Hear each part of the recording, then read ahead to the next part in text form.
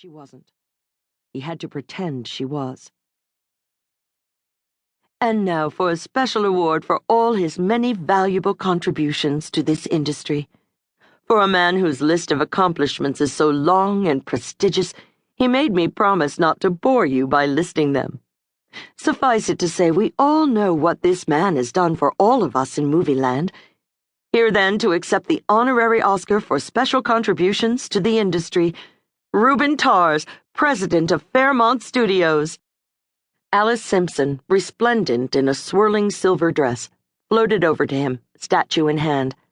She kissed him lightly on both cheeks, then handed him the gold statue. Reuben watched as she undulated off stage in a cloud of winking silver. Aware then that he was the sole focus of countless pairs of eyes, he cleared his throat and stared out into the audience he couldn't see. The deep huskiness of his voice surprised him, and he had to clear his throat a second time. 90 seconds.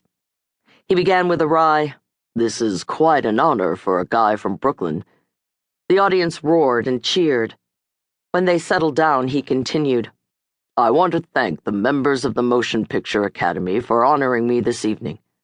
So many people, one in particular, gave me my—" Max was sitting next to Daniel and Rajin. At least, that's what Daniel had told him earlier backstage. Jane was there, with one of her gentleman friends, and then Bebe, Simon, and Dylan.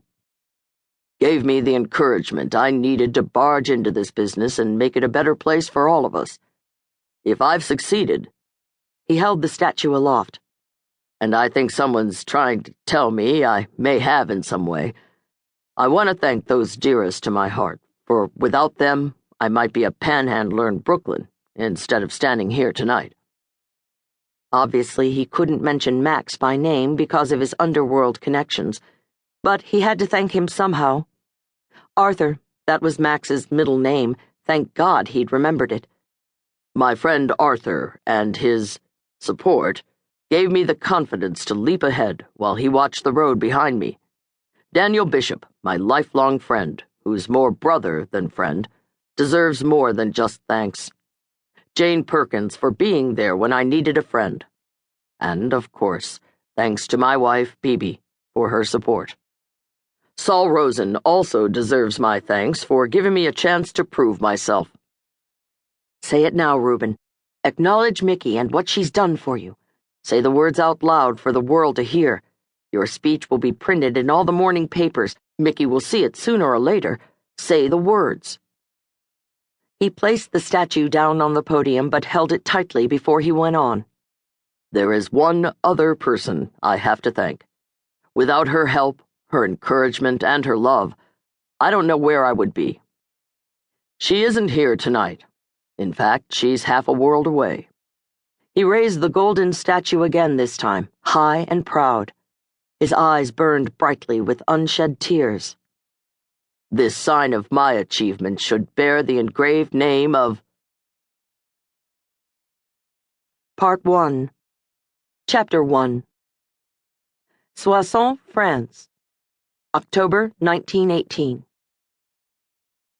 Sleet pelted the tall windows of the hospital at Soissons, which sat upon a gentle rise of countryside about 50 kilometers from Paris.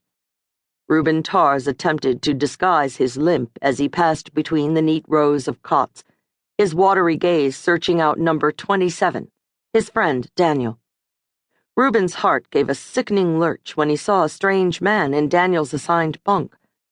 Disoriented and fearful, he spun around, hardly recognizing the savagery of the sound that erupted from his throat. "Daniel!" "Can't get enough of this place, eh?"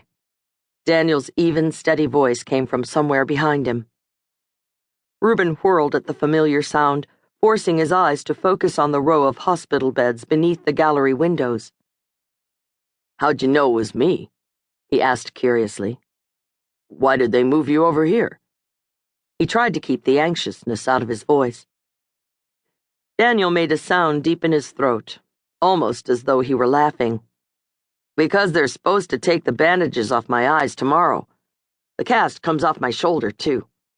I knew it was you because I heard you make the same sound when we were gassed. What are you doing here, Reuben?"